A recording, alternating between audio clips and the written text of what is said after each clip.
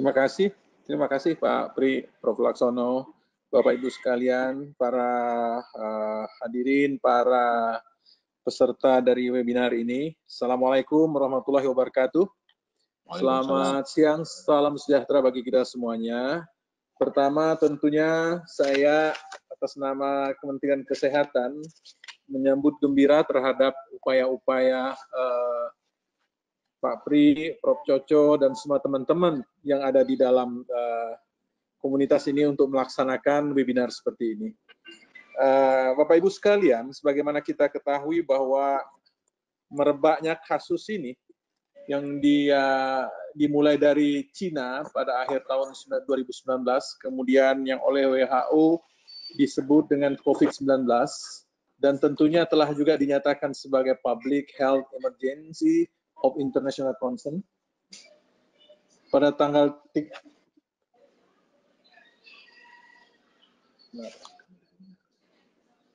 ini udah jalan kan? Udah jalan, maaf Bapak Ibu sekalian. Sudah, Pak. Jelas, Pak. Kamu ribut. Ya, maaf.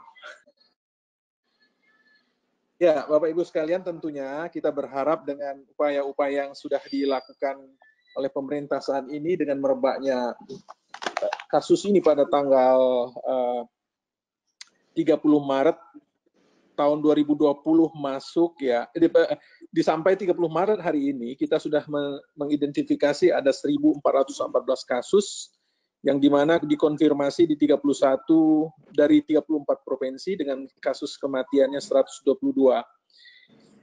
Tentunya menghadapi masalah ini kita bisa flashback balik lagi kepada kondisi yang ada di Indonesia, di mana kita memahami pada tanggal 2 Maret itu diumumkan Indonesia mempunyai 2 kasus. Langkah-langkah ini terus kita bergerak. Pada tanggal 3 Maret, kemudian pemerintah dengan cepat menunjuk seorang juru bicara pemerintah, Pak Ahmad Yuryanto, yang didedikasikan untuk melakukan upaya-upaya komunikasi dengan masyarakat. Nah, pada tanggal 14 Maret, kita melihat pada tahun 2020, kita juga mendeklarasikan COVID-19 ini sebagai bencana nasional. Dan bencana nasional yang dikategorikan sebagai bencana nasional non-alam, kemudian membentuk gugus tugas yang dimana dipimpin oleh Kepala BNPB. Gugus tugas ini tentunya dalam rangka kita mempercepat koordinasi antara kementerian penanganan dari COVID-19 ini, bukan hanya di kementerian dan lembaga, juga antara pemerintah pusat dan pemerintah daerah. Makanya gugus tugas ini mempunyai struktur organisasi, di daerah juga ada. Gugus tugas di daerah dikomandani atau dikepalai oleh seorang gubernur. Kemudian di mana di level provinsi ini terjadi.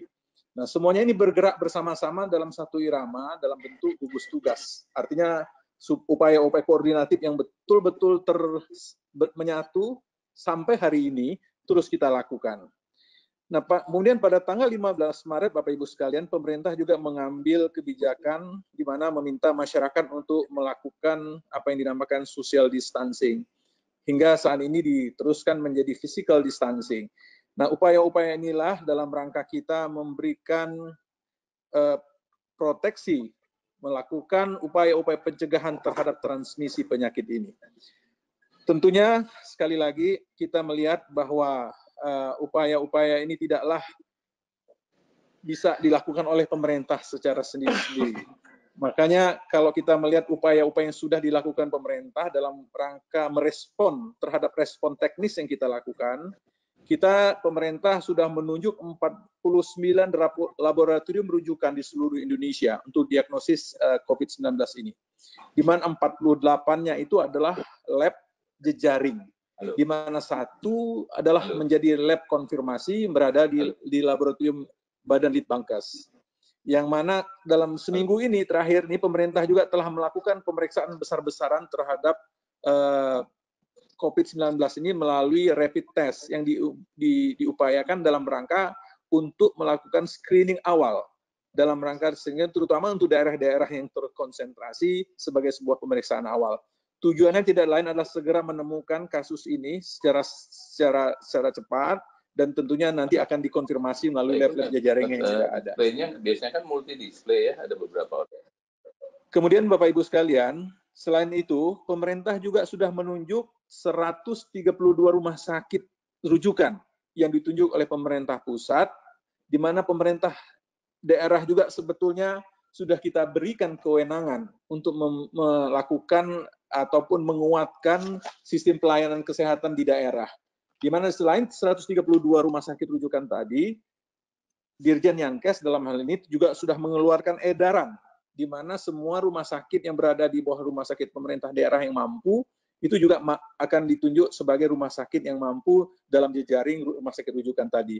Begitu juga rumah sakit yang berada di bawah BUMN swasta juga diperkenankan untuk melaksanakan perawatan sebagai jejaring daripada rumah sakit rujukan yang sudah ditentukan oleh pemerintah di 132 tadi.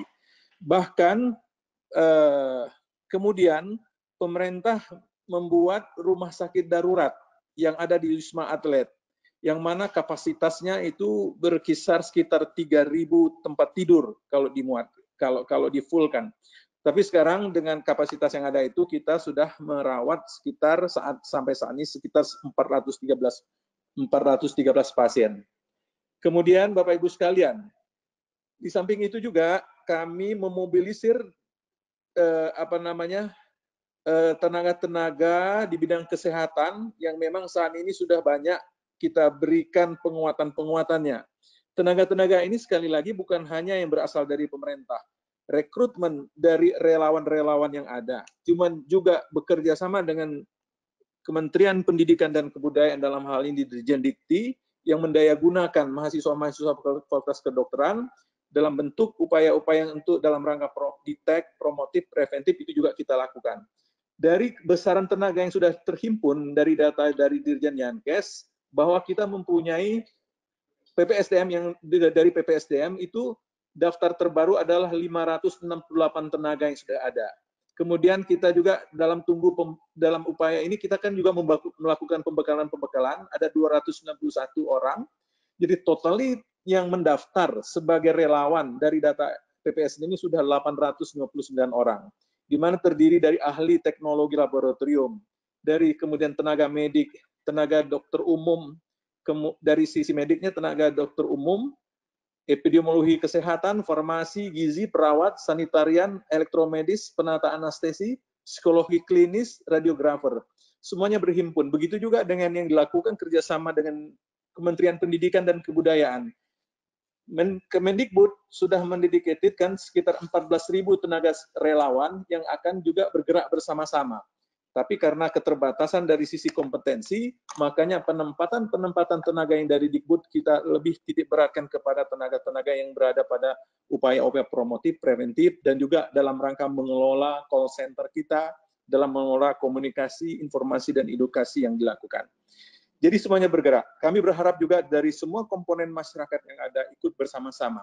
Dalam rangka ini memang koordinasi dengan gugus tugas di lingkungan Kemenkes terkait dengan mobilisasi relawan ini ada di Badan PPSDM. Semuanya menyatu dalam bentuk yang sama, kemudian melalui koordinasi di bawah kendali gugus tugas, semuanya kita berdayakan kepada fasilitas-fasilitas pelayanan kesehatan yang ada. Itu dari sisi SDM. Kemudian dari sisi rumah sakit juga sudah tadi, dari sisi laboratorium juga sudah kami sampaikan. Juga tidak kalah pentingnya, dalam waktu dekat, Dirjen Yankes dalam ini sedang menginisiasi untuk memberdayakan puskesmas. Puskesmas sebagai ujung tombak dalam konteks detect dan prevent, itu dilakukan upaya-upaya penguatan bagi tenaga-tenaganya. Dan insya Allah dalam 1-2 hari ini sudah kita akan melakukan pelatihan-pelatihan untuk tenaga puskesmas agar dapat menjangkau kepada persoalan-persoalan yang berkenaan dengan bagaimana konsep yang harus dijalankan oleh masyarakat terhadap self-isolation di rumah. Nah, upaya-upaya ini tentunya peran puskesmas akan sangat besar sekali dalam upaya kita mendekatkan pelayanan kepada masyarakat yang berada di rumah masing-masing, di keluarga masing-masing.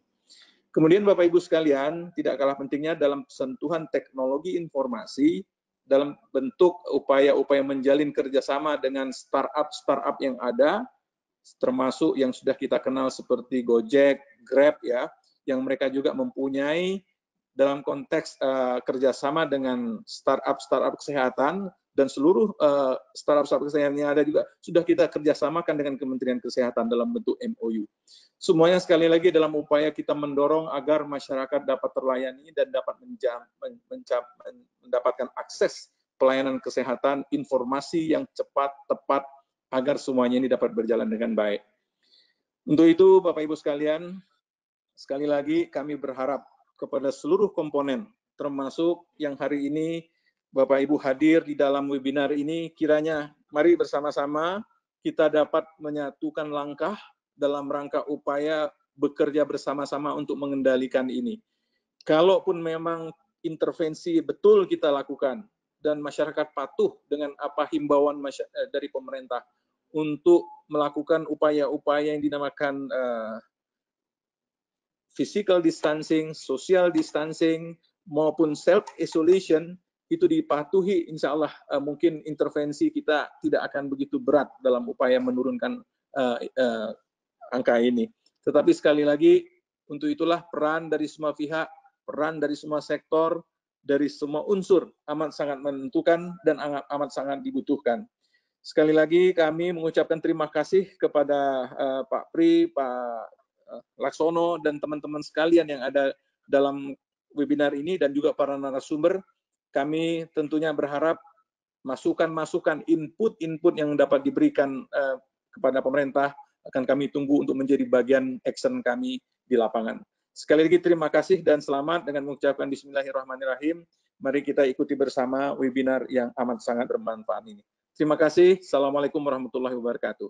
Selamat siang dan salam sejahtera bagi kita semuanya.